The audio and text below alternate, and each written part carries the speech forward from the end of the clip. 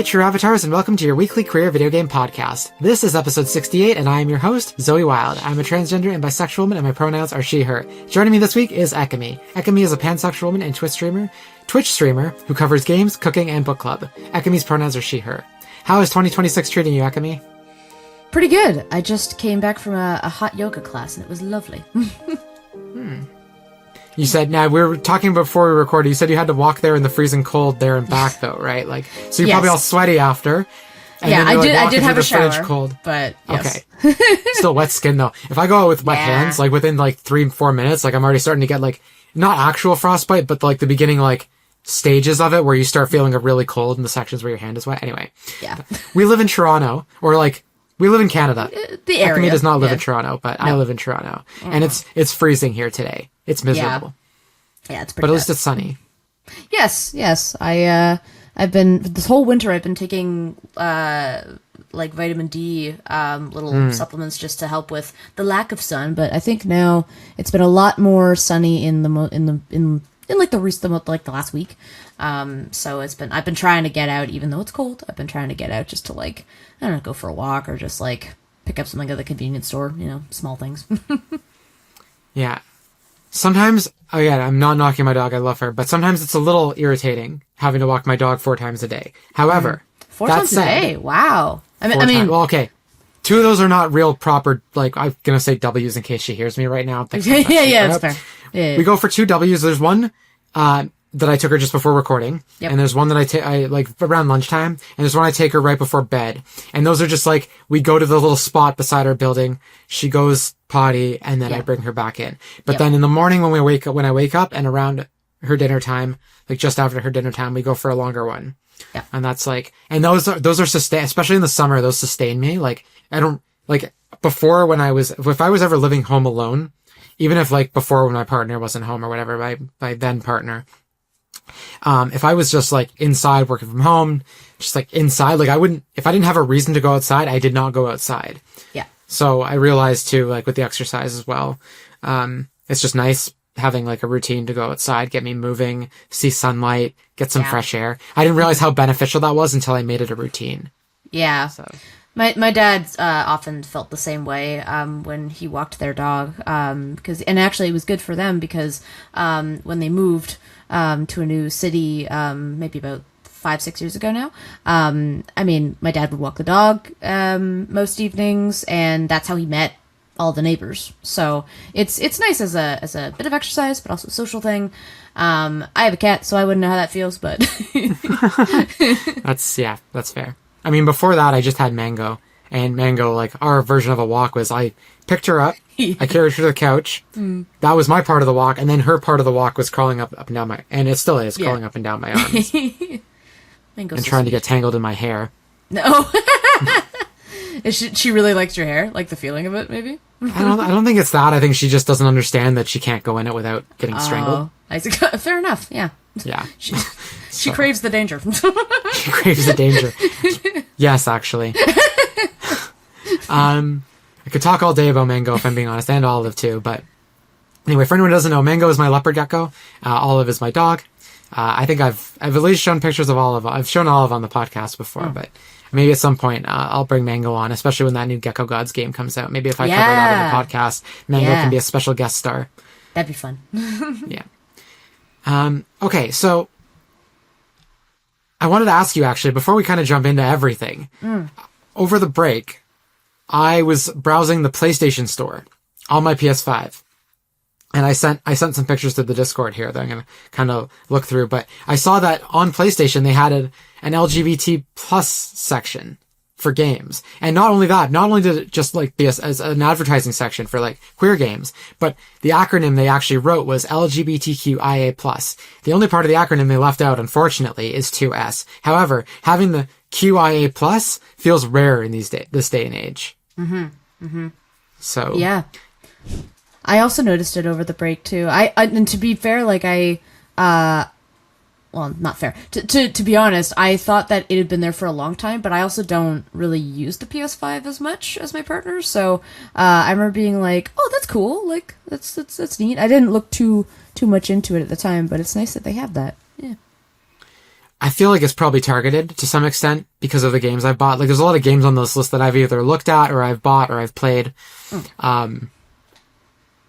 That said, though, so I had a couple notes about this. First off, when I went and looked through it, I screenshotted everything, so I just had a record of it, so I could, like, talk about it on the podcast, and also just, like, these were the games that were included for a historical reason. Like, eventually this list will not be here, or it will change, or what have you, but I think the fact that it's there is always nice. But when I went to go check my screenshots and I left the store after, I went back to the store, and that tab was gone. It was no longer there. And if anyone does go looking for it, you think you might have it on your PlayStation Store, when you go into the store on the menu, it should be, and you like click down into the store, it should be one of the top things. I will try my best to include a screenshot of what it looks like here. But I just wanted to kind of cover some of the games that are on here, just super quick. Lots of ones that like you obviously expect here, like Lost Records, The Last of Us, Fear the Spotlight, Caravan Sandwich, Sorry We're Closed, like Life is Strange, stuff like that. The Coffee Talk games are here. Goodbye Volcano High, I didn't realize was queer. Sticky Business. There's a whole bunch of stuff in here too that I didn't realize was queer. I mean, they include Horizon here, not Verizon. Horizon Forbidden West. There's a game here called No Longer Home, which looks kind of interesting. I didn't realize We Are OFK was queer as well. So that's on here. Mm-hmm. Citizen Sleeper, I didn't realize. There's these Anodyne games. Prey. Princess Farmer, Ollie Ollie World, which I thought had been delisted. And there's some games I didn't even realize were on PS5, like Romancevania. I didn't realize it was on here. And also, the other game that I didn't realize was on here was the Arcade Spirit series. Yes. They're on PlayStation as well. I did not know that. Yeah. So I think that was really interesting. I know I saw Dreamfall Chapters in the list too, which is great. Because I know there's a queer character, at least one. Probably two, actually, in Dreamfall Chapters. So. And that's a sequel to the first one, right? That is Or is that the third one? That is the third game in the series, yeah. What's the first one called? It's just called The Longest Journey. The Longest Journey, thank you. It's maybe a little bit confusing because the second game is called Dreamfall: The Longest Journey. Right. So, okay. Yeah. Makes sense. Another game that's here that I didn't realize would even be remotely included is Digimon Story Cyber Sleuth Hacker's Memory. Didn't realize that there was a queer Digimon game on this list. I know my partner's played that one. Maybe I could ask them about what character, or if it's a character thing or something. But yeah, another game I didn't realize was on PS5 is Tacoma. We're going to talk about the predecessor to Tacoma shortly. Tony Hawk's 1 and 2, Pro Skater 1 and 2 are also on this list, which makes sense because like skateboarding has a lot of queer people involved, but I didn't realize there was a queer skateboarder in Tony Hawk's Pro Skater 1 and 2 remaster. Other games here like Greedfall, Dragon Quest 11S is on this list as well, which is really cool. I feel like Graham has probably talked about that in the past. Probably. Saints Row the Third, Hollow Knight.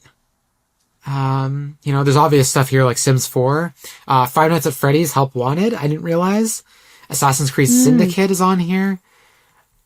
Interesting. Near Replicant, We Happy Few. Obviously, you've got Celeste, you've got Firewatch, Dishonored 2, Mass Effect Andromeda.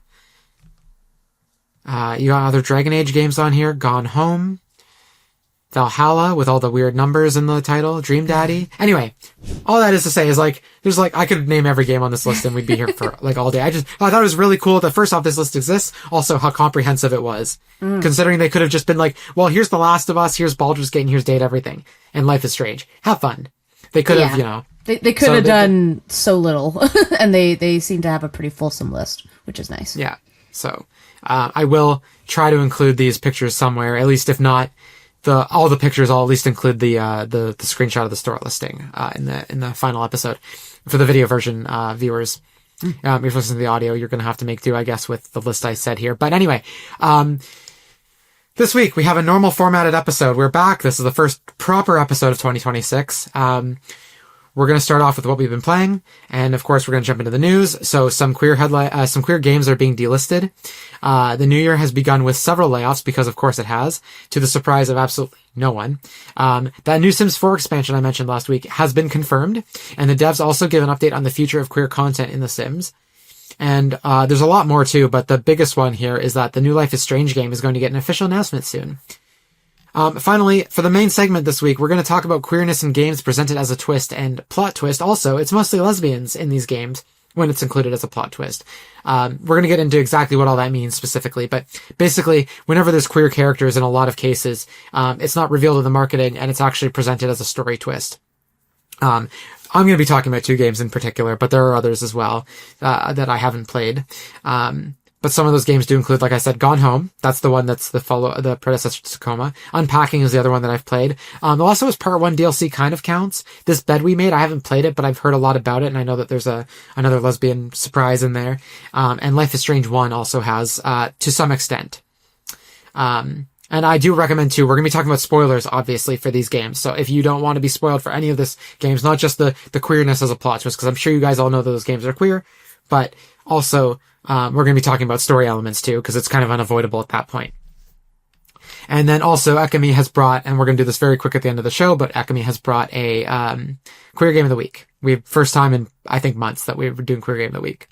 Before we jump into all that, though, I have a few quick favors to ask of you true avatars, as I always do. If you like this podcast, please leave a comment, rating, or review on your preferred podcast platform. Spotify has ratings and comments, while Apple has reviews. Engagement like comments, ratings, and reviews helps to grow the podcast, and a growing podcast means a happy podcast host who is forever happy and fulfilled that you enjoy listening to her show, which creates an infinite feedback loop of more podcast episodes and more growth and more happiness. So please go leave a comment, rating, or review. And if you're watching on the video version on YouTube, please like this episode, leave a comment down below, and don't forget to hit the subscribe button, as well as the notification bell so that you're the first to know when a brand new video drops, which is every Monday, by the way. Also, please follow True Avatars, a queer video game podcast on social media. Their accounts on Blue Sky, Instagram, Twitter, Threads, Facebook, and TikTok at True Avatars, and you can also find the podcast on the official website, trueavatarspodcast.com, no spaces. And remember, this is a weekly queer video game podcast, so please check in every week. I aim to bring you news, interviews, and updated discussions that are relevant to queer gamers, so you have a safe space to check in on the world of gaming from a 2S LGBTQIA+ lens. We did not forget the 2S. Okay, Ekamy, what have you been playing? A couple games lately. I have been really into playing an RPG called Beloved Rapture. It's an indie RPG. The style is very similar to Chrono Trigger. And I've been really enjoying that one. And then the other 2 games that I have on my docket are, I've been playing Laugh Track, which is from the developer of, Arcade Spirits, Penny Larceny, Shadow over Cyberspace, all those games. And that is a free game, by the way. You can go play it anytime you want, for free. And then the other one is I've been playing a lot of The Devil Episode 2, because that just released in December. So I've been really enjoying that. And I've been What's that about? Well, I might go into it more in the queer game of the week, but a general summary. General summary is no. We'll talk about it later. I think that's fine. Yeah. We have people to listen to the end of the episode. It's really good, though. You should play it. And you should find out why at the end of the episode. So stay tuned through the entire episode to hear about this queer game of the week. I know you're all waiting in anticipation. How about As you? they should be. What have you been playing? Well, I admittedly, for reasons I won't get too into detail on the show, but I haven't had a lot of time to play video games over the holiday break and the new year. But I did play a little bit of Legends ZA over the break, Pokemon Legends ZA. I'm enjoying it. It's the kind of game where I'm not excited to play, but once I'm into it for a couple of hours, like I'm like, okay, I'm in the flow of this. I'm enjoying the gameplay. I do find the fact that it's just in a tiny city is very limiting, which is, a little disappointing, but otherwise the gameplay is very fun. I've also been playing, I played the over 5 hour demo for Dragon Quest VII Reimagined. I don't even remember why I started playing it. I think I just wanted to see which version ran better on which console, whether it was Switch 1 on Switch 2 or the Switch 2 version or the PS5 version streamed to my Steam Deck. Because I want to just know which physical copy to kind of like add to my wish list for when it goes on sale to pick up and play. But I fell in love with the demo. It is so good that when it ended, I was sad. This is a charming game. So basically, they've taken the original Dragon Quest VII. They streamlined the story a little bit because apparently it's a very long game. I've never played any Dragon Quest game except a little bit of Dragon Quest Monsters, The Dark Prince. But basically, it has like a top-down kind of tilt-shift art style. They look kind of like dolls a little bit. Like I don't know how to describe it, but it's not HD 2D like the other Dragon Quest remakes. But it's just very charming, very, very pretty to look at, and the story is really interesting. I almost don't want to spoil the setup for the story because I clued in within the first hour what the story was going to be, and then it got confirmed a few hours later, and I was going to be sad if it wasn't what I hoped it was. But It's a really cool story. And I guess you could skip forward a minute if you don't want to hear this, but I will just pitch it, is that these characters all live on an island, and this island is the only island on the entire planet. There's just water around them for like hundreds and hundreds and thousands of miles. They've never found another living civilization. But these kids that are venturing off have found these tablets, and when they put these tablets back in their place on these like stone, in this stone like ancient area, whatever you want to call it, they get transported to other islands on other versions of Earth that are also isolated from the world.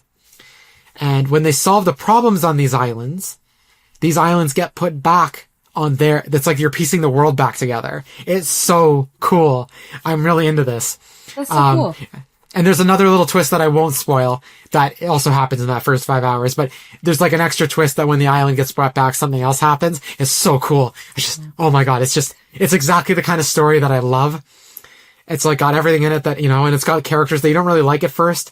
Like, I didn't really like, when I was playing Final Fantasy VII Remake, I didn't really like the characters at first either. But by the end of the first 5 hours of Final Fantasy VII Remake, I also fell in love with the characters. And that's what happened with me here as well. Because Maribel, the only girl character, she's kind of annoying.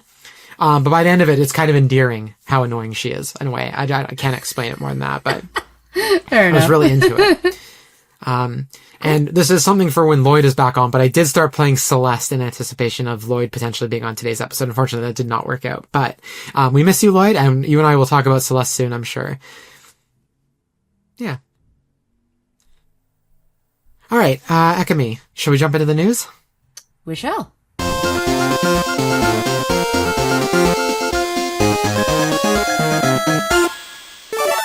Okay, so headlines. We've got a bunch this week. A couple of these things are like left over from December when I was not covering too much of the news, but a lot of it is new.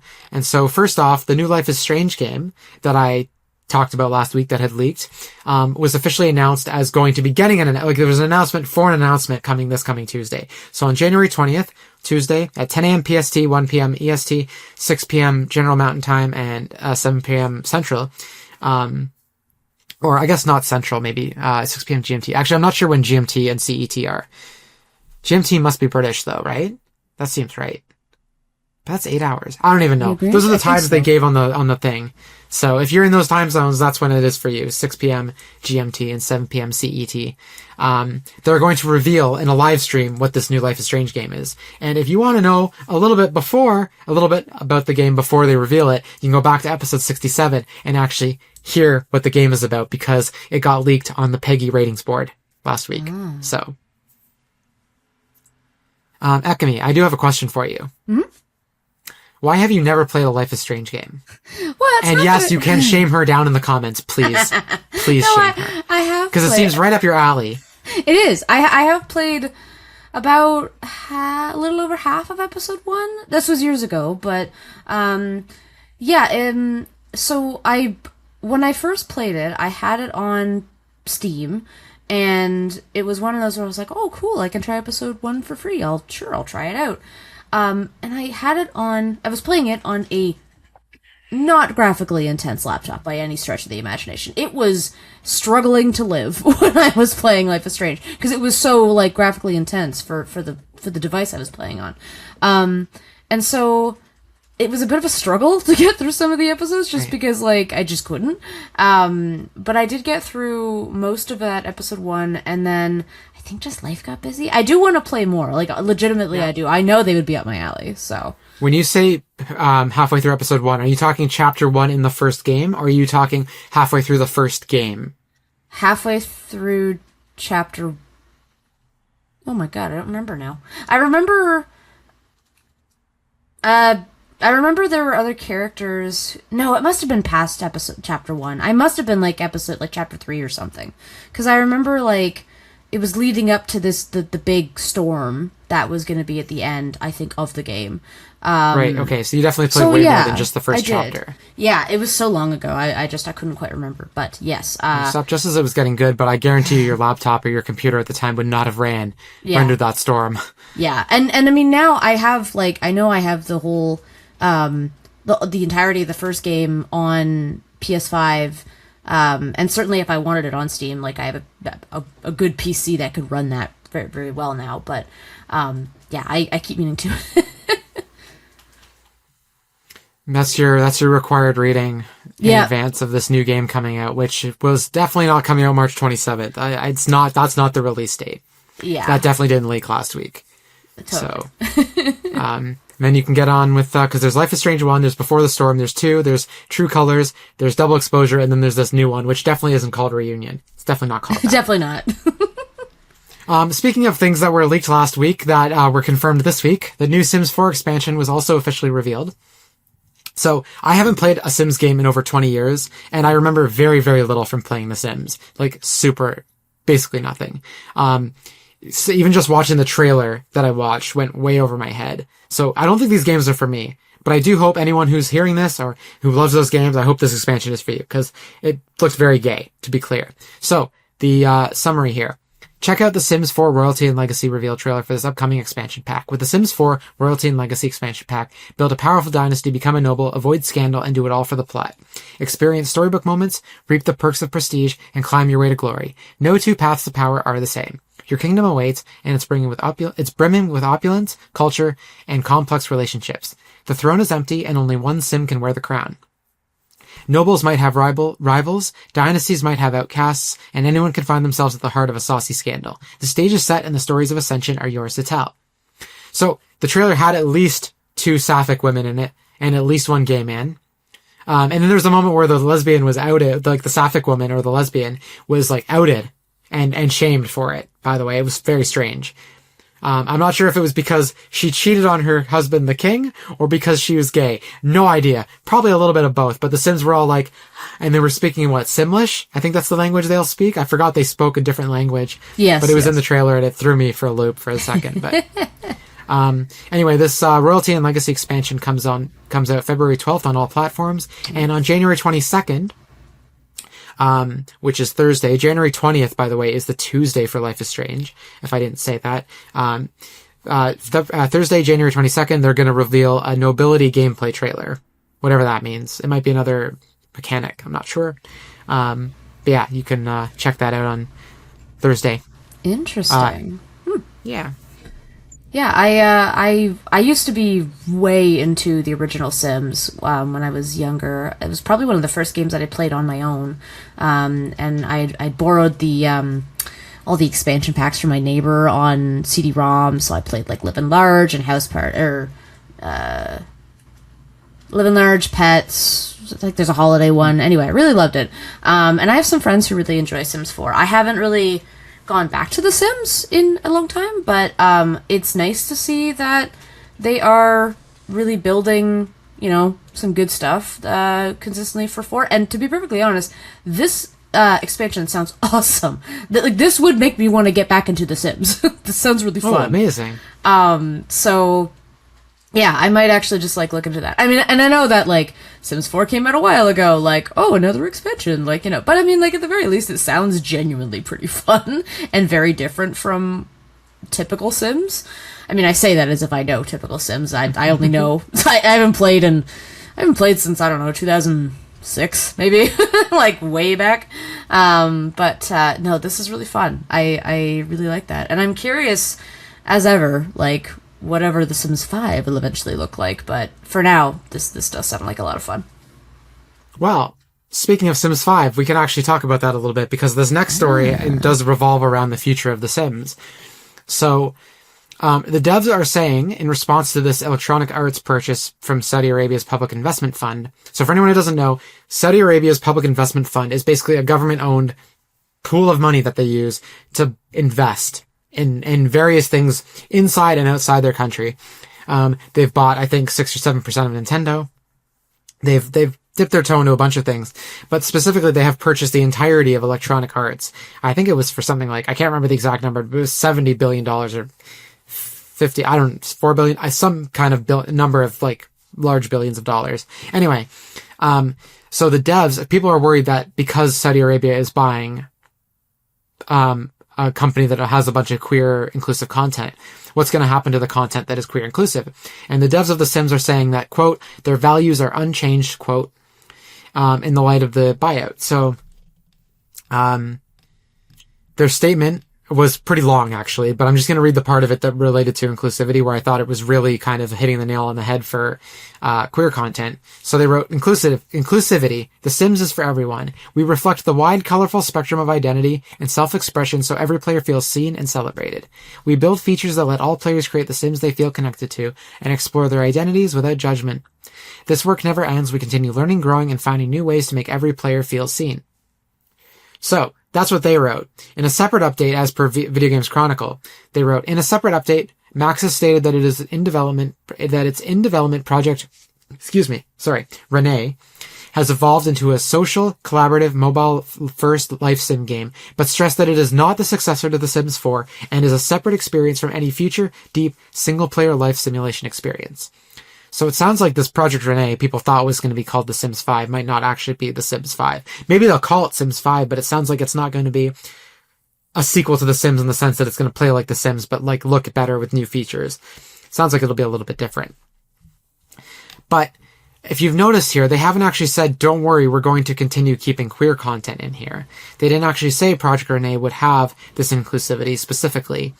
And also, if I'm being honest, before I open up the floor to you, Ekamy, they could say whatever they want right now, because right now, this buyout hasn't gone through yet. There's going to be another year or so before it's official, and marching orders come down for what, the new owners want to change, if anything.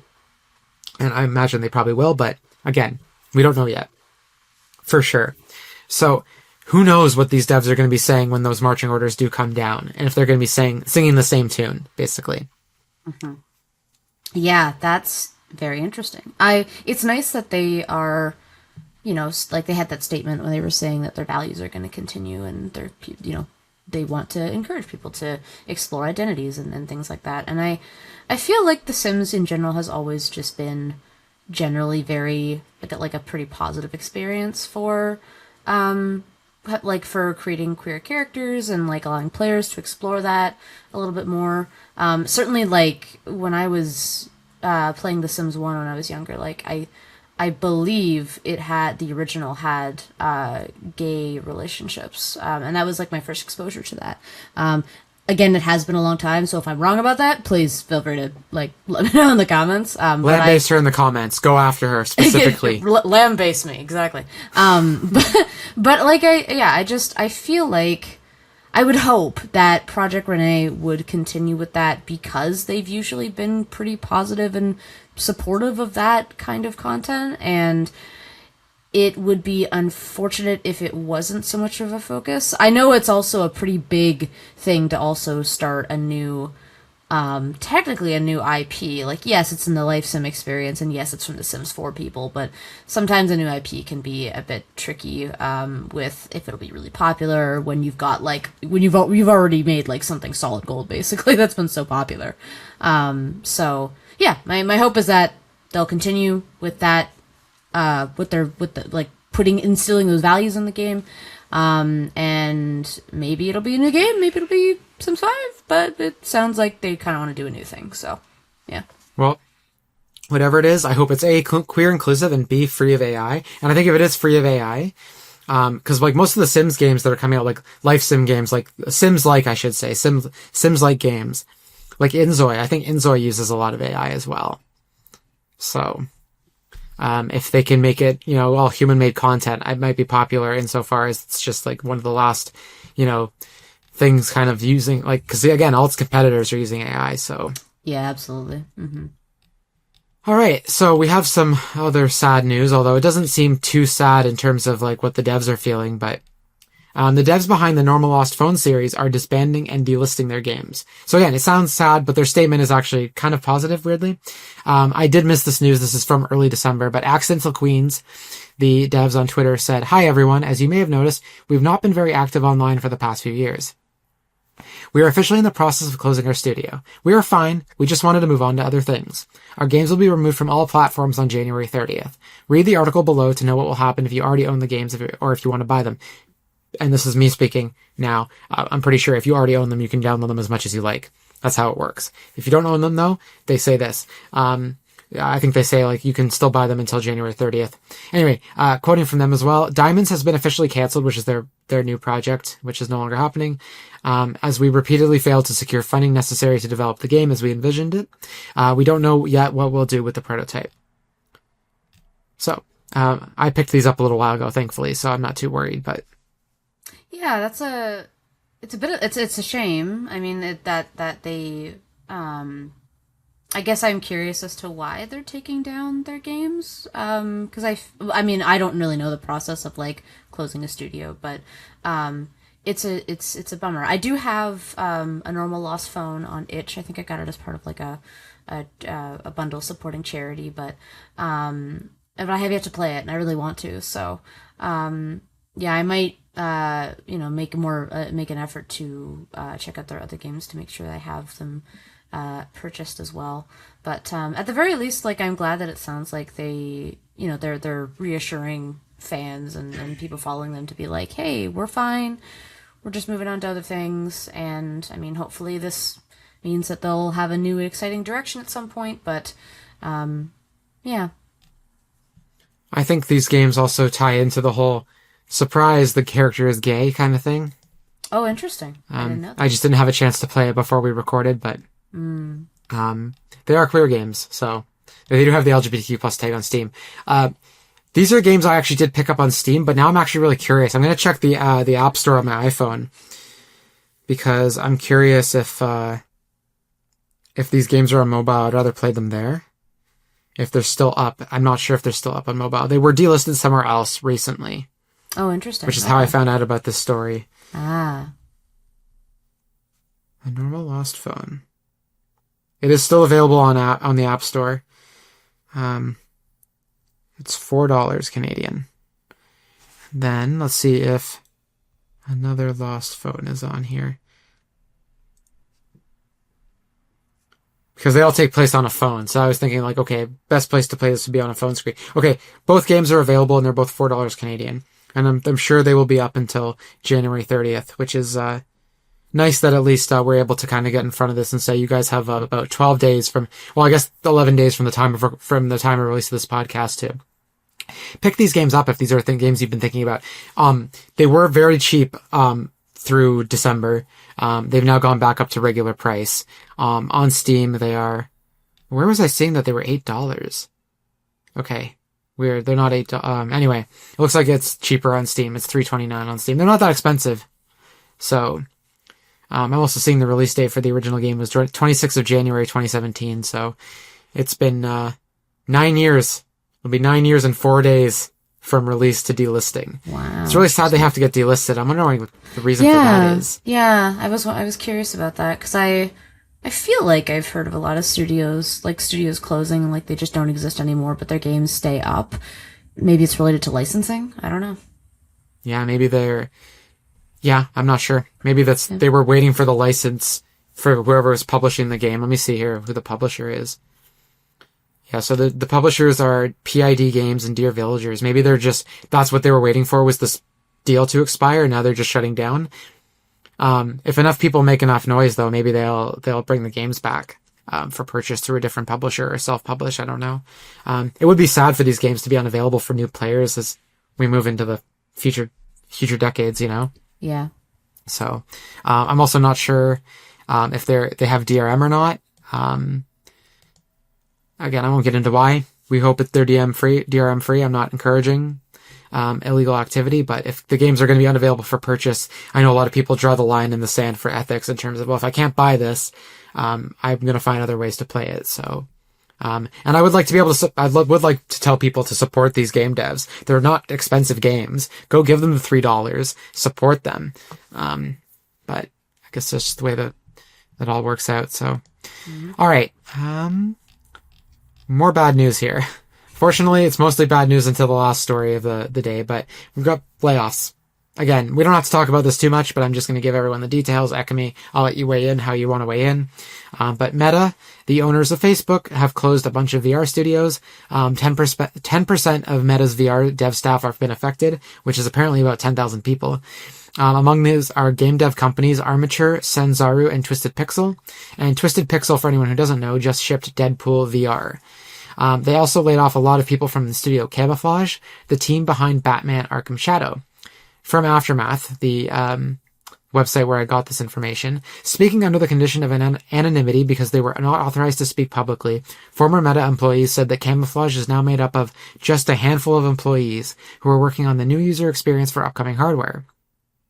Studio heads, they told Aftermath, have been let go and active game projects under development have been shut down. Additionally, they say a sequel to Batman Arkham Shadow was in development at Sanzaru rather than Camouflage, but as of yesterday, Sanzaru no longer exists. So it's assumed that these projects have been cancelled as well, which is sad all over across the board.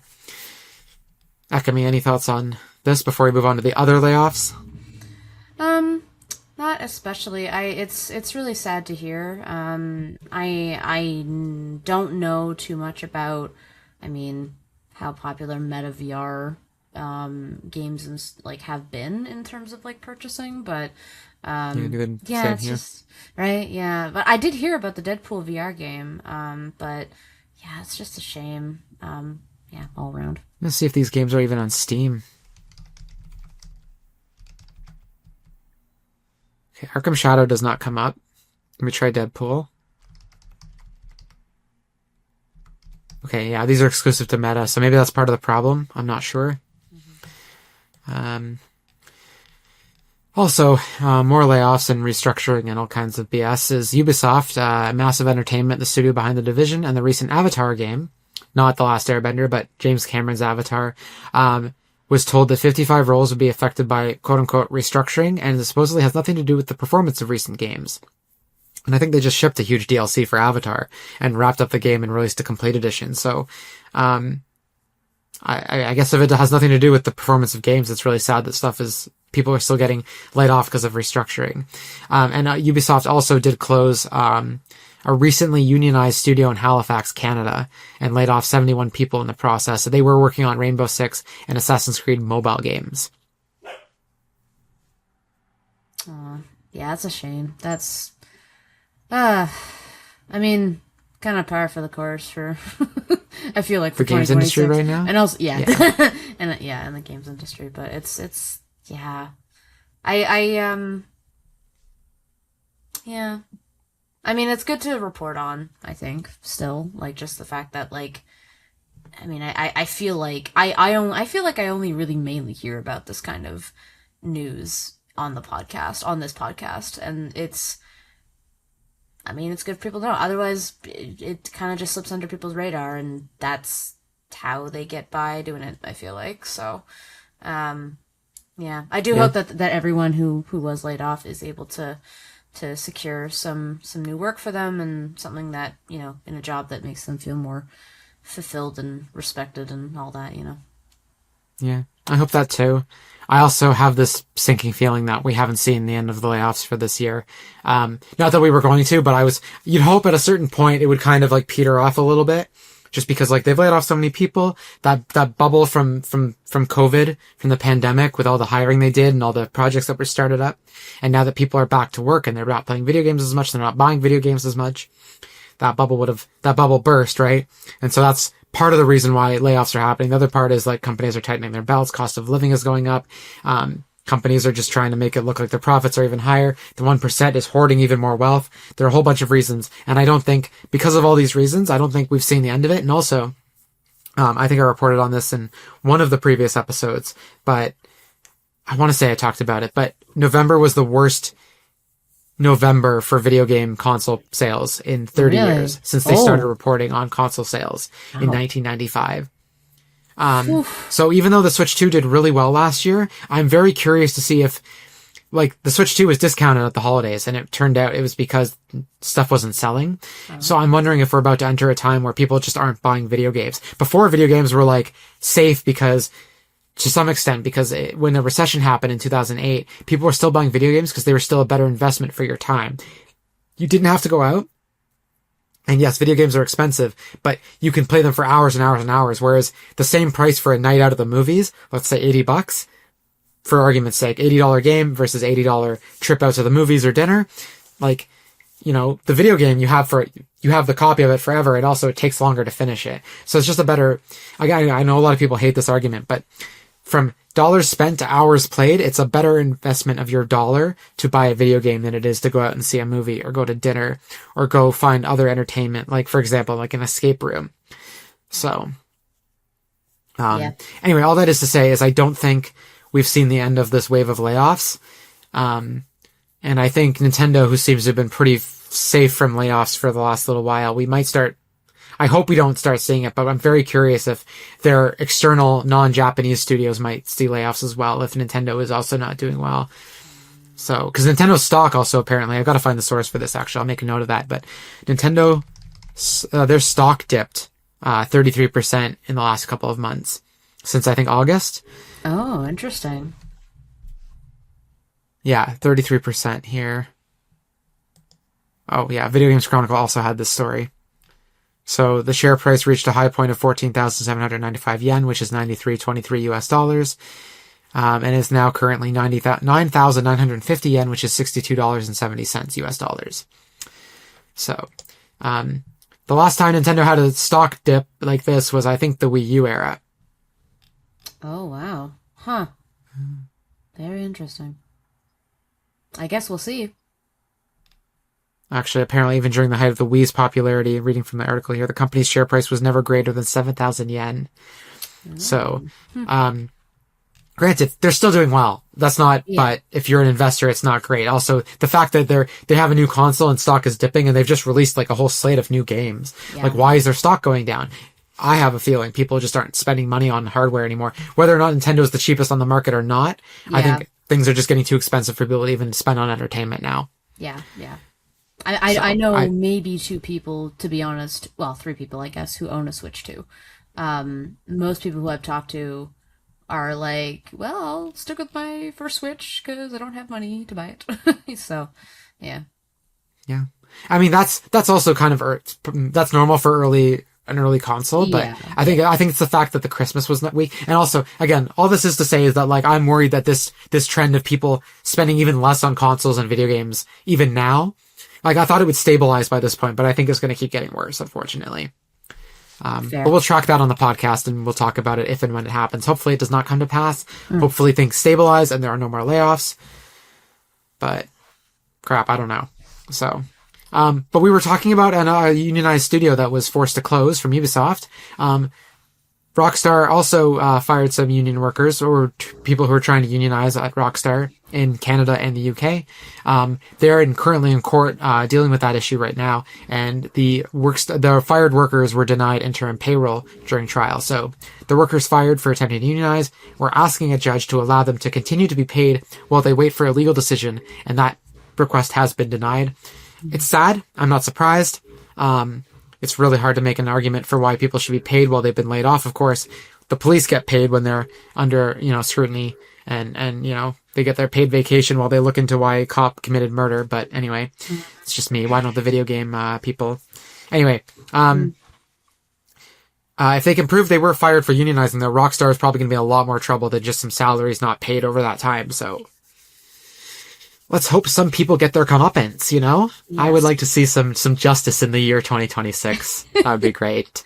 Really nice. That's the New Year's resolution we want. Yeah. Any thoughts on this Rockstar situation before we move on to our last news story? Nothing additional. I think I've said what I've said applies to this too. So that's fair. All right, so last headline here. It is good news. Is Sonic's 35th anniversary is being celebrated. They released a cool trailer with lots of moments from the franchise's history. There's stuff even I recognize from the movies and games. But they showed stuff from from across the entire franchise. Like they didn't hold back. And from the Video Games Chronicle article, apparently there's going to be merchandise, museum pop-ups and art exhibits throughout the year, live concert celebrations, and a brand new narrative podcast. There was no new game announced, and there was nothing teased in terms of a new game coming. But Sonic is an annual franchise, so I'd be shocked if they didn't have something planned for this year. Probably for the fall. But again, I don't know what's going on with GTA 6. So if GTA 6 is coming out, I wonder when certain things are going to come out to avoid GTA 6. Yeah, for sure. That's pretty exciting. That's really cool. I didn't realize that it was 35 years already. My goodness. Yep, and Dragon Quest is doing 40, Pokemon is 30, Zelda's 40, Metroid is 40, Kid Icarus is 40. There are a lot of, Pikmin is 25, Animal Crossing is 20. I want to say Animal Crossing is 25 as well. Yeah, that sounds right. Yeah. So, maybe I'm wrong about Animal Crossing, because I feel like Animal Crossing came out earlier. Well, I think the Japan? first... Oh, yeah. Because the N64 one came out sooner than the GameCube one, right? But maybe it was the same year. Gonna look this up. Yeah. Animal so Forest and N64. At most. Yeah. Oh no, it still came out in 2001. Oh, okay. Apparently, Yeah. Animal Forest on the N64. So it literally got ported to the GameCube literally months later. Oh, wow. Interesting. That year. Huh. Anyway, there's a lot of anniversaries this year, and very few of them I think are going to get proper celebrations. But there is new Animal Crossing, an update that came out this week. I hear it's really good. So, yes. are you playing? Oh, Animal Crossing? Oh, I guess you're not playing the update because you don't have a Switch 2. Although some of the content is on Switch 1. Oh, I thought it was fully on Switch, like across board, both consoles. I think it is. It's just not the new. I think the performance stuff is not on Switch 1, obviously. That's fair. Yeah, I haven't played it in a while. But I know some friends who are really excited about it. So, yeah, I've been seeing a lot of it posted about on my Blue Sky feed and all that. So, yeah, it looks cool. Yeah. And as for Sonic, do you think you're going to be playing any Sonic games this year to celebrate the 35th? I think that'd be fun. I haven't really played too many. But I think I'd like to play maybe Sonic Mania this year. I think that'd be fun. Cause that's that's probably the most I've played of a Sonic game. Although I know that, like, I've seen some Let's Plays of newer 3D Sonic as well. So, but I feel like Mania would be a fun little, like, tribute to that for the 35th. Maybe do that on a stream or something at some point. Yeah. I picked up a copy of Sonic Frontiers right before my bottom surgery, and because of my bottom surgery, I just forgot that I had it. I would really like to play that, actually, this year. Nice. I think that's the game. I was itching to play it right before my surgery, but A, my surgery, B, the Pokemon game released, like, in the same window. Right. Scarlet and Violet. So the only game I was playing in my recovery was that I have very little time to play games during my recovery. But when I was playing games, it was Pokemon Scarlet at the time. So, and Pokemon games are 100-hour plus for me, even if they only take like 25 hours to beat. Yeah. So anyway, yeah, some Sonic games this year. And of course, maybe around when they start celebrating it, or do announcements at least for it, I'll have, Amy Lynn on, of course, to talk about all the reveals. Yeah. All right. Let's take a short break, Amy, and when we get back, we will talk about the Lesbian Plot Twist. Sounds good.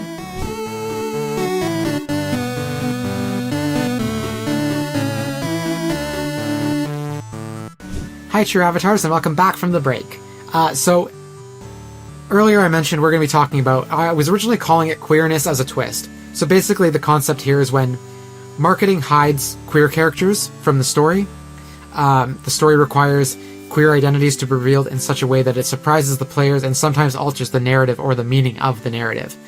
So, some of the games that we're going to be talking about, and Ekamy, you can also jump in with your games after my list, but some of the games I'd like to talk about are Gone Home, Unpacking, just tangentially this bed we made, The Last of Us Part 1, particularly the Left Behind DLC, which is really where the twist comes in.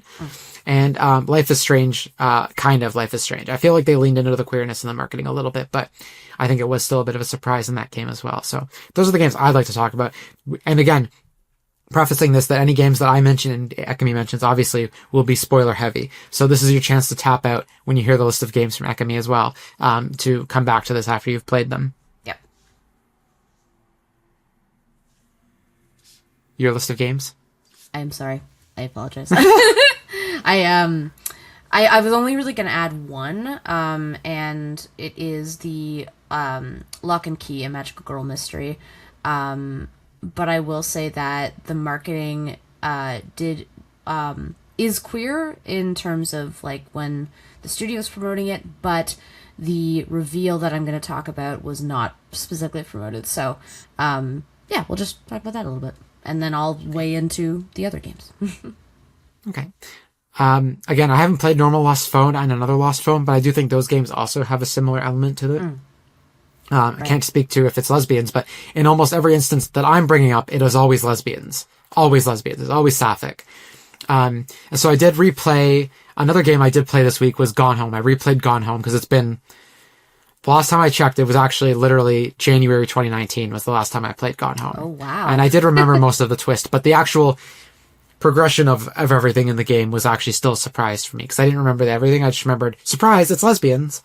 So do you want to start with Gone Home then? Is that a good place to kind of start? Yeah, that's the one from your list. That's one of the 2 games I've played fully. So, yeah. Okay. Do you want me to start, or do you want to kind of talk about it a little bit? Yeah, you go. Okay, so Gone Home is a point-and-click walking sim where, and it's only a couple hours. It's a very short game. I really recommend playing it. If you're interested in this game and you're already like, okay, I'm glad queerness is in it, but I don't want to hear anything more, like, seriously, do not listen to this conversation. Once you hear this, what the twist is and like what the story is, there's, not to say there's no point in playing, it's still a very well done game, but part of the excitement for this game is the twist, is the like progression of the narrative. So, last chance. Okay. So in Gone Home, you are, I think your name is Caitlin. You are coming home from a year abroad, and your parents have moved. Your parents and your sister have moved from one house to another house, and they're just sort of unpacking their new house. Unpacking also seems to be kind of a theme among the games I'm going to be talking about. But you get home and the door is locked. Nobody's home. You get inside. There's nobody there, and you start finding notes from your sister that have been left around the house as you find keys to open doors and get through the house and find secret passageways. And you find out that your little sister, throughout her time in high school while you've been gone, met a girl, fell in love, and found out that her parents really don't accept her. And she decides she's turned 18 now, and she's going to run away with the love of her life. She's going to U-Haul it, of course. Yeah, that's basically how the game goes, is you're basically trying to figure out the story. And it's a very cute story. It's a very sweet story about how these 2 girls fall in love and how she feels and what she thinks of it. It's very sweet and endearing, and it's all fully voiced too. So you hear the sister telling these stories through these journal entries. It's, if you like Life is Strange, you will love Gone Home. And if you haven't, and if you're listening to this, you've probably already played it. You probably love this game as well. But again, the twist doesn't come towards the end. The twist of the game is that the sister's not there because she ran away, not because she's a lesbian. Mm-hmm. But again, it does have to do with the fact that you don't know, it's not advertised anywhere on the Steam page or anywhere that the sister is gay, and that's what the story is really about. You find out maybe an hour into the game that, okay, she's attracted to girls and there's something wrong. That's where the story is kind of gone off the rails in terms of her progression of narrative events, is what I'm trying to say. I'm not saying it very well, but the fact that she is a lesbian is part of that's the hook, is, okay, the sister's gay, something happened there, let's find out what happened because the sister is gay. Yeah, and it does it in a really a really good way. When you're finding these notes and you're finding like audio recordings and things like throughout the game, because I remember when I played this, and when we have that first reveal of like, oh, she likes girls, and like that's part of who she is and everything, and then we start getting more to the parents, and I remember being like, oh god, like I just had this like awful sinking feeling that like something happened to her, maybe they kicked her out, or like maybe she, like, is she alive? Like, I was just so genuinely worried playing this, and it approaches this topic in a very, I want to say something like somber but calming way, because there's nothing that is like creepy there's too. Yeah, and kind of creepy. It's a little bit of a horror element, right? But I feel like it does it in a way so that, because you take the game at your own pace and you go into these rooms and you unlock certain rooms when you get keys to certain things, and like if it's ever too much for someone, if the player is like, their imagination's going wild about like what could be happening, and it can cause some anxiety. Like, I mean, I got anxious playing it, and I was like, I'm gonna take a small break, and like hopefully it's and then like you can step away from it, and it's very good about it in terms of just like letting the player slowly learn about this, and in the end is a very sweet like reveal, and it's something uplifting, which I was so genuinely happy about, because I was expecting fully the worst. I was like, oh my gosh, like what could have happened? It's and I streamed that game start to finish over, I want to say, I spent a little longer. I think I spent like 6 hours, but I was locked in because we had some friends in chat who were like, it was like their favorite game, and they were like, oh my god, you're like, yeah, and they, anyway, and I'm like sobbing by the end of like, oh my god, it's so nice. But yeah, that was a really cool reveal, I think, in terms of like, or a really cool hook, because again, yeah, there wasn't in the marketing. You're just learning about what happened to your sister. You learn about what happened, like learn about yourself, learn about your family, like what's happened there. And then it has that hook, and you're like, oh, did something happen to her that could be awful? Did she just run away of her own, desire? And it's with these devs, I find that with both Gone Home and Tacoma, for example, they do such a good job with not like, or they often will not market that necessarily as like, this is going to be in the game, like this is the hook. But usually when it's in it, they have these very real and strong experiences that happen with queer characters and relationships, and almost always, I think in Tacoma too, it ends on a positive note, which is wonderful. Like it's refreshing to see that, because there's so much like, hey, in a story, hey, here's a queer character, or here's two queer characters, they're in love, one of them dies, or like something terrible happens to them, right? Like, because it's a tragedy, and then you feel for them. Not to say that shouldn't be in stories, but there's just a lot of it that I've kind of played. Yeah, but even Gone Home, even though Gone Home ends on a positive note, though, the hook is still that something bad might have happened. Yeah, something traumatic has happened here, and something traumatic does happen, but then it works out. But it's still the reason that you're going through this house to find out what happened, even after you learn that she's gay, is you're like, oh god, okay, is she okay though? Yeah. Right? Because you're not just like you're not just along for the ride to find out this positive story. You're like, there's like, ups and of course, any good love story has ups and downs, and you want that. Oh, but yes, also, yes. Queer trauma is so commonplace in queer stories that like even Gone Home is not free from it, and Gone Home is a positive story. Yes. I just like how the devs do that. I don't know. I Tacoma and Gone Home end on similar notes, but the journey that you go through is just, it's very realistic, and it makes you think like, what specifically happened to them, because again, Tacoma too is another story of something happened to these people on a space station.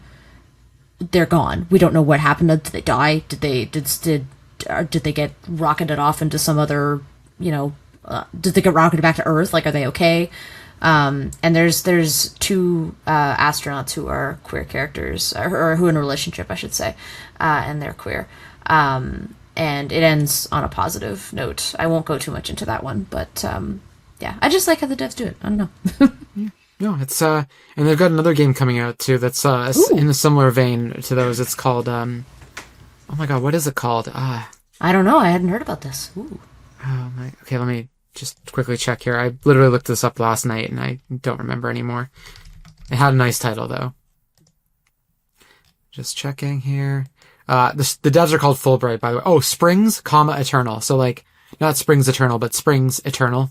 Anyway, yeah, it was announced actually, I think, December actually, just like a month ago. And so there's no release date on it. Not even, it just says 2026 actually, coming in 2026.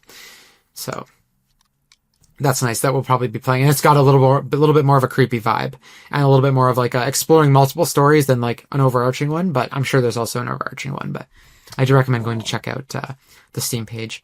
Yeah, Springs Eternal is the name. All right, I'm gonna wish now. That. Now, speaking of again, games set in houses, games with unpacking. The game Unpacking, actually, I've got it sitting up here. I bought the physical copy when it went on sale last year from Video Games Plus. It's a limited run, I think. Limited run? Yeah, it's limited run that published the physical Switch copy. Nice. So this is an isometric top-down sorting game, basically. Mm-hmm. It's developed by Witchbeam, and in it, basically, you're unpacking boxes through different periods in this girl's life, right? So you start off like as a little kid unpacking stuffed animals, and then, you know, you're unpacking your first dorm room, and then you're unpacking your first apartment, and then you're unpacking your first apartment with your first boyfriend, right? And you're, you know, trying to find space for your stuff among his stuff. Again, I'm going to spoil it, but as the game goes on, you're unpacking her stuff and another woman's set of panties and bras and stuff like that. And you're like, oh, she's living in the same, like, it's clearly not a roommate because the roommate would be in a different bedroom. But here you are unpacking two sets of everything, and you start to clue in like, oh, okay, she's with a woman now. And then I think, again, there's another setting where you're still with her, and then the game ends on a note with them sitting, like, silhouetted. You can't see what they look like, but they're sitting on a table in their backyard watching the sunset. And I think they're supposed to be older at that point, too. You know, they've been happy and married for many years. But, again, the twist is that, like, through this, you're learning who this person is through the items you're unpacking in this person's life. And then you find out that she is a lesbian, and that is, again, that's the twist at the end. It's like, that's the big reveal, is that, okay, she's went through all this tumultuous time in her life, and now she's found this place in her life where she's found happiness. She's found a permanent home, you know? Yeah.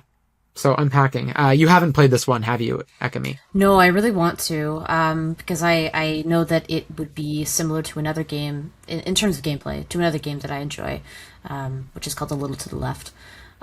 Yes. Yeah. Mm-hmm. But it sounds really nice, and I did know about the twist or reveal, and that just sounds really sweet. It sounds like it's a nice progression of this woman's just like story of finding herself, and it's I like that it's told from, like, I mean, non-verbally, like it's kind of just told atmospherically. You're like, oh, like, this is what this must mean because we have these items in front of me, and that's what we're unpacking. So, yeah, it's really sweet. Yeah, I didn't even know it was queer either when I started playing it. I just was like, oh, this looks like a cute game. It was at the time when I played it, it was on Game Pass, and I had Game Pass. And I played through a bunch of stuff. I played through a bunch of games that ended up being queer, too, that I didn't realize. I don't think at the time I knew Undertale was a queer game. I played through that on Game Pass, and I played through Unpacking. It's about a 3-4 hour experience, I want to say. It's not super long. Okay. I do wish they could ever make a sequel to it, but I don't know that it would hit the same. But I did really enjoy that experience. To the point where I would want to play it again at some point in the future. You're also welcome, Ekamy, to borrow my copy if you would like. If you don't have access to a copy of the game, but, yeah, no, it's just a very sweet, charming story. Again, there's not really much queer trauma in there. I think the closest you get is that, like, she's not finding herself and then she does find happiness. It's just a very cozy game.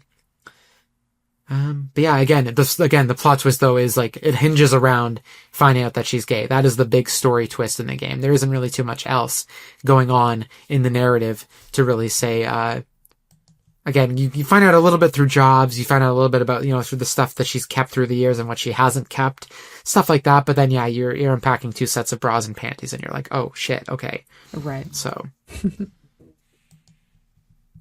yeah, I'm gonna stop censoring SHIT and see how that goes too. As long as it's apparently not in the first 10 minutes or something on YouTube. I don't know. I've been listening to other podcasts where they swear a lot, and so I'm just I do know about that. There's a Let's Play show that I watch on YouTube, and they always talk about like they'll mention like, oh, hopefully it won't get demonetized if it's in the first 10 minutes, right? But inevitably something happens, and they're like, whatever, it's fine. Let's just get on with it. We'll swear all we want, you know? So, yeah. Yeah. I'm also of the opinion that, anyway, this is going to be a very hot take, but I think kids should be able to hear swearing and also swear. I think. Absolutely. I think if we make it less taboo, people will stop saying it so damn much. Yep. Bad joke. Okay. So another game I want to talk about, just very briefly, because I only heard about it through QGCon. I heard the talk that the devs gave. Not the whole talk, but just bits and pieces of it as I was traveling back from Montreal to Toronto. But the devs of This Bed We Made gave a talk. In This Bed We Made, I'm going to go to the Steam page so I can properly talk about this, because I don't want to get it wrong. Because again, when I haven't played a game and I try to pitch it, I always don't sell it correctly, but it's a third-person mystery game in which you play as a maid in the 1950s hotel and snoop around strangers' rooms to uncover their deadly secrets. Discover what links guests together in this tale of love, heartbreak, and murder. Believe it or not, the character is a lesbian, and that is part of the twist of the game. I don't remember the exact details, but I do know that at a certain point later in the game, it is revealed that she's in love with someone else, I think, who works at the hotel, maybe? So again, once again, the narrative hinges around finding out that this character is a lesbian. I don't know what it is about lesbians and plot twists, but game devs sure do like to reveal their surprise lesbians.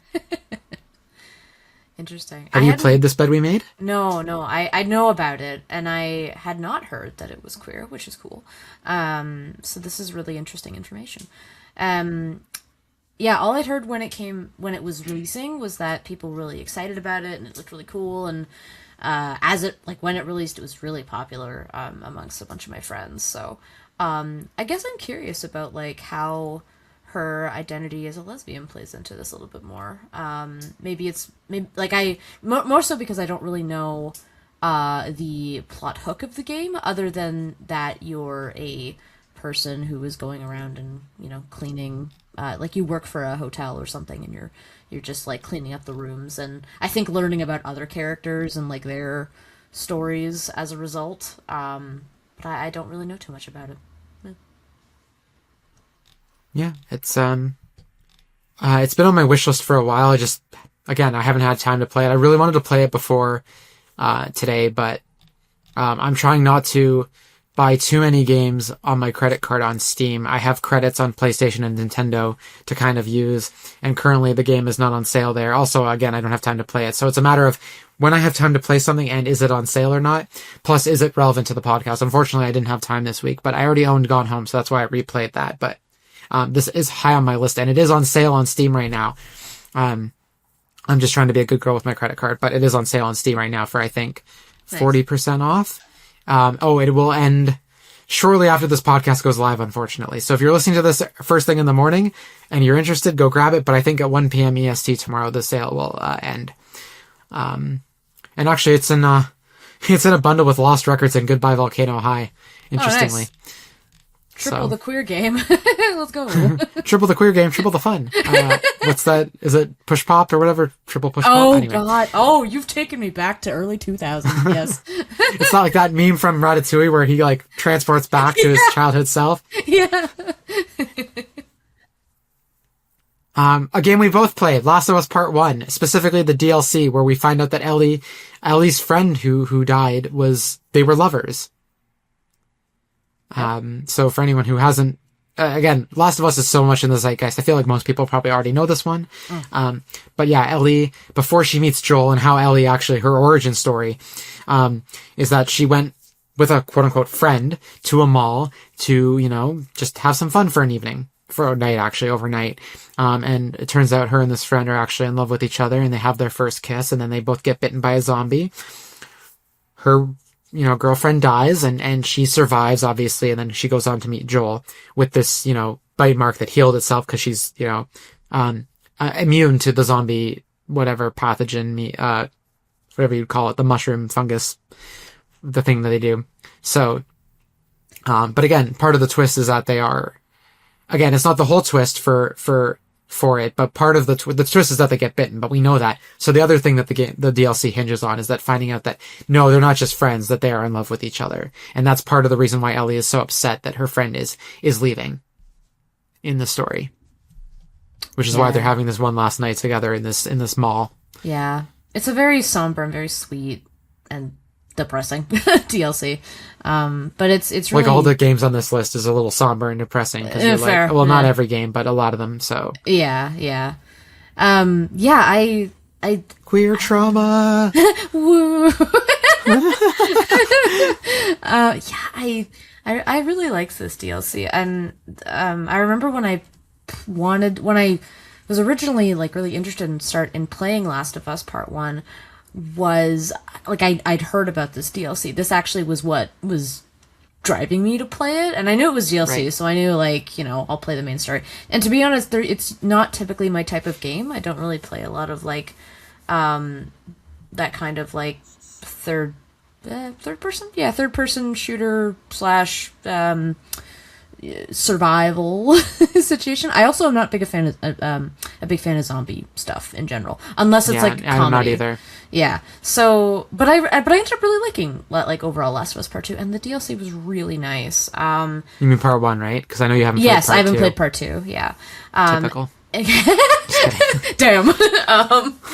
Roasted again. And I mean, it sets up for Ellie's character for Part 2. I know a couple things about Part 2 that are spoiler-ish, but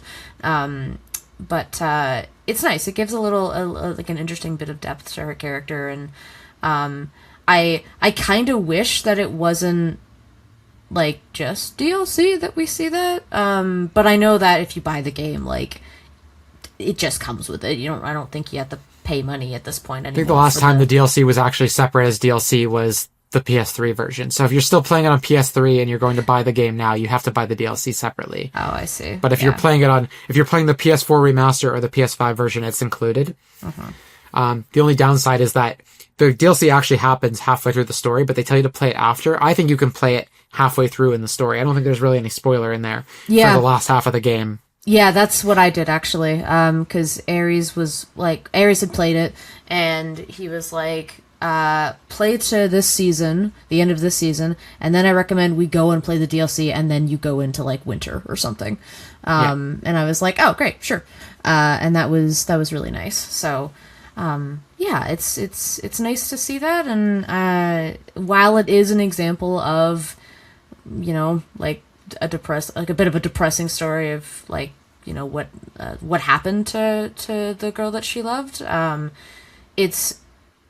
It's nice. Part of me also, like, I don't know if I've ever seen an argument for this, but that whole thing of, like, when there's games or any story, really, where, like, I don't know. Did you know when there's games or any story? When there's any story, where, let's say, the typical male lone wolf idea, like, something's happened to his family, he's lost everything, and he's, like, a gritty, like, it's that whole thing. A little bit. Yeah, no, literally. I don't know if I've heard this argued, but I'm curious if there's any argument for like people who are just like, oh, they like people would be like happy, like, oh, Ellie's gay, that's great, she's a lesbian.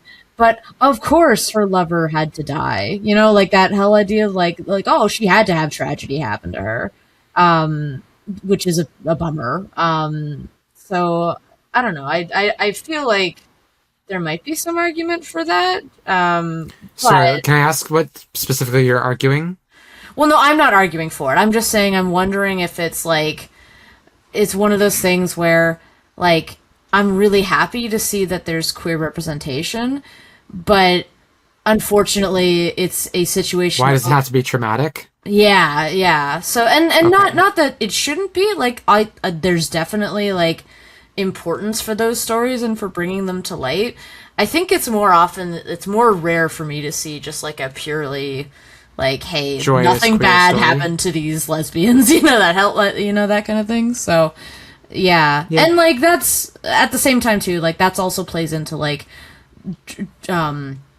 storytelling in general of like the drama of it, right? Like if you're feeling for a character, add some tragedy to their lives. Like they don't have to be queer. It's just, if you want to feel for someone, have something awful happen to them, sadly. But yeah, so I think it has to do too with the fact that like queer stories are so much less common than straight stories, right? Like cis heteronormative, kind of stories that like, yeah, there's a lot of cis heteronormative tragedy as well in those stories, but because queer stories are rare, I think people are also most queer people, not all, but many queer people experience the similar kinds of trauma in their real life as they do in these stories. Yeah. So I think that representation becomes a problem of like, well, most straight men that play The Last of Us have not experienced their entire family dying and going on a big adventure, to like, course, gritty, grisly, whatever. You know what I mean? But most queer people will have experienced some kind of trauma related to their queer identities that they're now seeing reflected in all the stories they're watching and playing and consuming. Yeah. So I think that's why I think you're saying if there's an argument to be made, there has definitely been that argument has definitely been made. And I think it's even been made on this podcast is that it would be nice to see more queer joy than queer trauma. Right. Even, or at least like if queer people are, in dire straits, it's not because they're queer. Their queerness is like tangential to the conflict of the story, but otherwise is a main part of their identity as a character. Yeah. And like in building off of that too, like that is a positive for this DLC because it's not that the girl that she loved died because oppression as a queer person. Zombies are That's true. Like everywhere and like that whole thing happened. Like she just unfortunately got bit, didn't make it, and it's but it's a really good DLC. I really liked it, like, a lot. So, and I know that, like, I'm really excited to play part 2. Oh, yeah, it's really well done. Yeah.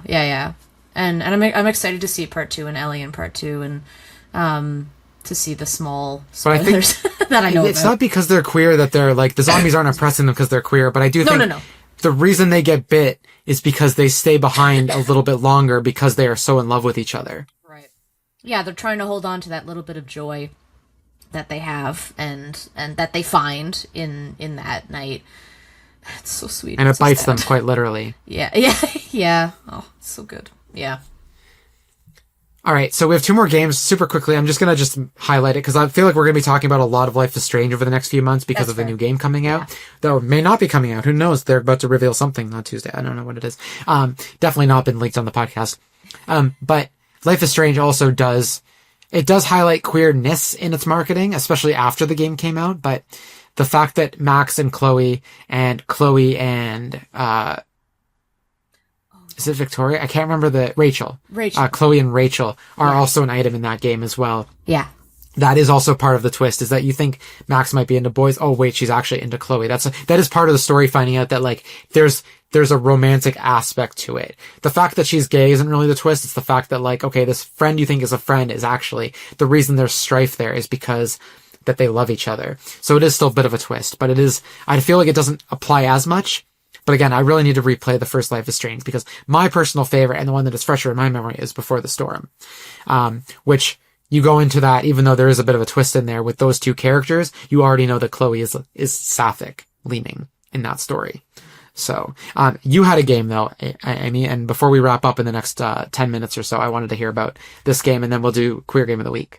Yeah, absolutely. So, the game that I mentioned is called Lock and Key, a Magical Girl Mystery. The developer is Studio Elan, and I mentioned it before, but the game is marketed as a Yuri visual novel. So, like, that's, you're gonna get it, and it's really, really cute. The premise of it is that they are basically in a world where magical girls exist and they fight, dark, evil creatures. Of course, that's the magical girl trope, right? They exist, and your main characters are 2 women who are married, who are magical girls, but they're older. They're in their like 30s. They're like, man, we've been doing this a long time, but there's a lot of younger magical girls who are becoming magical girls, and they're like, I don't know, we're not hip with the youth, like that kind of thing. Like us. Yeah, exactly. And then it's a bit of a story of like they meet a younger magical girl, they decide to take her under their wing and train her a bit, and there's a whole other story with a new force of evil that's come in. But it's a solid VN. I quite liked it. But the surprise that I wanted to talk about, kind of like the reveal that was a bit of a twist, was, and if you're planning on playing this, maybe take a break and don't listen to the rest of what I'm gonna say. But so what the twist was that the 2 women who are married, about halfway, maybe 3/4 into the game, there's this nice little conversation they have. They're in bed. It's very late. Like, they're just they can't sleep. And they're trying to comfort one another because there's a lot of stuff that's happening that's really emotionally taxing. And one of them reveals to the player that they're a trans woman, which we didn't know until that point. And I was like, oh, that's so cool. Like, it was a very pleasant surprise, and it added, like, an interesting, I guess, angle to the character a little bit more. Not that we, like, you know, like we knew already that they were queer, but it's like, oh, a little, like, additional stuff. So, like, once the player knows this, then it goes a little bit into, like, she talks about, like, how she didn't feel herself when she was younger and in school, and she just felt, you know, didn't really feel that she was in her body. And then and then there's this really nice bit of dialogue she has where she says, and then when I was feeling this awkwardness and I wasn't sure, like, the cosmic force, which basically comes to every young girl and says, do you want to be a magical girl, basically? Like, it just says, like, hey, do you want power? Do you want to fight evil? And you're like, yeah, and you do that whole thing. A cosmic force comes to you. So before she transitioned, a cosmic force came to her and was like, we acknowledge, like, do you want to fight for the forces of good and become a magical girl? And that was her affirming thing to be like, yeah, I want to be a magical girl. And it's really sweet. So cute. Right? I was like, it's so cute. And then she met her now wife, like, because they were both magical girls. Like, I think they went to school together, and then they learned they were magical girls. And it's just a really sweet reveal. And I do have a question. Sorry to cut you off. I do have a question, though. Does her reveal that she's transgender impact, obviously it's a twist to her backstory, and it's like a cute reveal, but does it impact the story going forward as well? I'm just curious. I'm not undermining what you're saying. I'm just very curious about that. Totally, yeah. It doesn't affect the plot. I think it just kind of adds a little bit more to her character, because after that point, then we get a lot more flashbacks with her wife, and they had two other people who were a part of their magical girl party that is story related. Like, we learn more about what happened to them because it ties into what's happening now.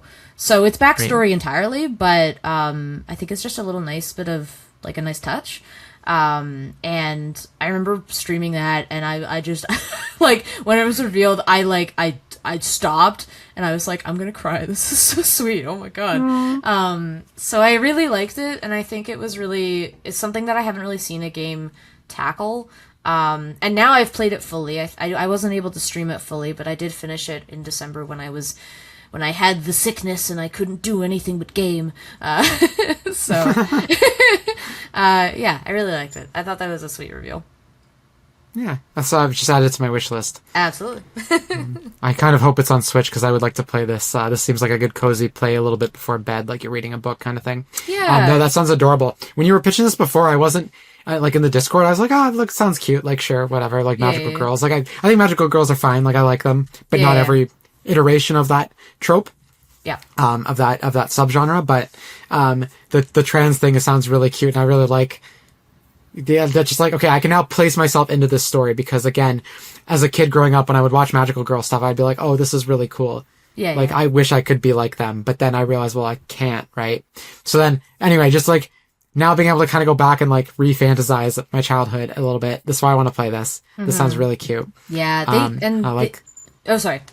No, I was pretty much done. I was just rambling at that point. Oh, good. No, I know that the studio, like, specifically, they specifically just queer VNs, like, that's their whole thing. And I think they partner with a lot of different artists, which is cool. And if you like, for those watching, the game feels pretty close in vibe to Puella Magi Madoka Magica, if anyone's seen that anime. So that's the vibe, with more with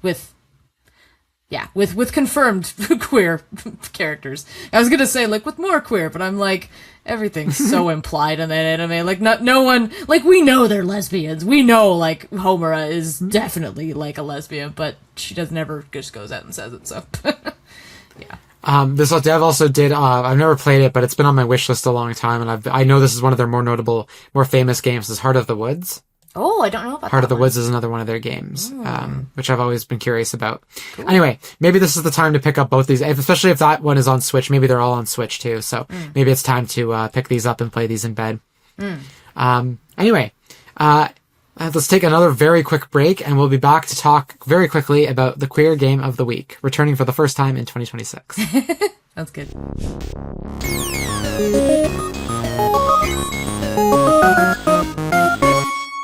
All right, Ekamy, you brought us queer game of the week, which I've been neglecting, unfortunately, for the last many episodes. What's your game, and let me just go through my criteria again for how we cover this.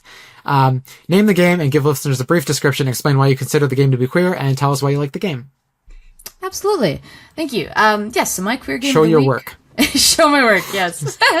my queer game of the week is Of the Devil. The developer is Nth Circle. That's NTH. And it is a detective-esque kind of visual novel. Also a bit of a like a courtroom sim. So if you like Ace Attorney and Danganronpa, that's the vibe in terms of gameplay. And it is queer because there are several characters who show up in the game who are different varieties of queer. There's a medical examiner in episode 1, I believe, who is trans. She's super cool. There is also a lesbian detective who works for a more like a security firm. That's in episode 2. That's what I'm just playing, by the way. I should mention that the game is broken up into different episodes, and the game is not fully out. But episode 0, episode 1, and episode 2 are out as of the day that we're talking about it. And I think episode 3 is going to be a while. So, yeah, it's Is that episode 3 the final episode, or are they doing more past that? I am not sure actually how many episodes they have planned. I feel like probably 6 episodes is a solid assumption, maybe 8. Okay. But yeah, it'll be past 3. I'm pretty sure. And I will say too that episode 0, which is the prologue, is entirely free. It is, you can go play it, you can see how you like it. I played it randomly and I went, oh my god, this is fantastic. Like, I'm really into it. It has an excellent twist at the end of episode 0, and that twist carries forward into the episode 1 and episode 2, like because you have that knowledge, and then you're like, oh my god, like what's gonna happen? So it's a very cool game. It's got so much style. It oozes style. Oh my god, like it's so good. And I would highly recommend it. It's a lot of fun if you like mystery, kind of courtroom drama stuff, and if you like kind of the cyberpunk atmosphere or environment. It takes place in 2086, and it's very cyberpunky. Yeah, I'm trying to find like a Steam summary here. That's just like a log line almost, but fair. Let me see here. Okay, if I go to episode, looks like 0. Yeah, I think probably this is episode 0, the free one. The prologue. Immerse yourself in neon smoke and high-stakes legal gambles as a defense attorney with uniquely killer insights in this episodic, diabolically stylish visual novel adventure game. And it really does look like the games it's inspired by. When Morgan finds herself assigned as a public defender for the man the police say has shot 6 people through the heart, she'll need to leverage all her wits and the full force of her unique insight into the case to come out unscathed and on top. Yeah. Yeah. It's very good. It's one of those, like, I'm obsessed with games right now, so right. It's a lot of fun. And also there's other characters who use a lot of different pronouns, which is really cool. Episode 2 awesome. had that especially, so yeah, would recommend. Amazing. Well, thank you for showing your work. Of course. You're welcome. Thank you. And thank you for joining me this week. Where can people find you on social media if they want to give you a follow? You can find me if they want to stalk you, don't stalk. But I'm making a joke, but don't stalk, but follow. Yes. They can find me on Twitch and Blue Sky as Ekamy, Ekamy, and I'm also on Instagram, and it's the same name except there's an underscore before and after my name. Amazing. Well, thank you so much for joining me, and I hope you have a great rest of your weekend. Thank you. You too. And that just about wraps up this week's show. Thanks to your avatars for joining me for another episode of your Queer Video Game Podcast. By listening to the show, you are supporting queer-made content, which is more important than ever. If you want to support your avatars, it would be really great if you could leave a comment, rating, or review on your preferred podcast platform. You can follow the show on Blue Sky, Twitter, Threads, TikTok, and YouTube under the handle @TrueAvatars, all one word, and on Facebook and Instagram under True Avatars. If you are watching on YouTube, please like, comment, and subscribe, as well as hit the notification bell so you can be the first to know when new content drops. I welcome you to check out the official website, trueavatarspodcast.com, that's all one word, trueavatarspodcast.com. On the website, you can sign up for the newsletter, where you can get exclusive news and updates on the show. Bye, True Avatars. Thank you so much for listening, and I look forward to speaking with you all again next week. Take care and stay safe.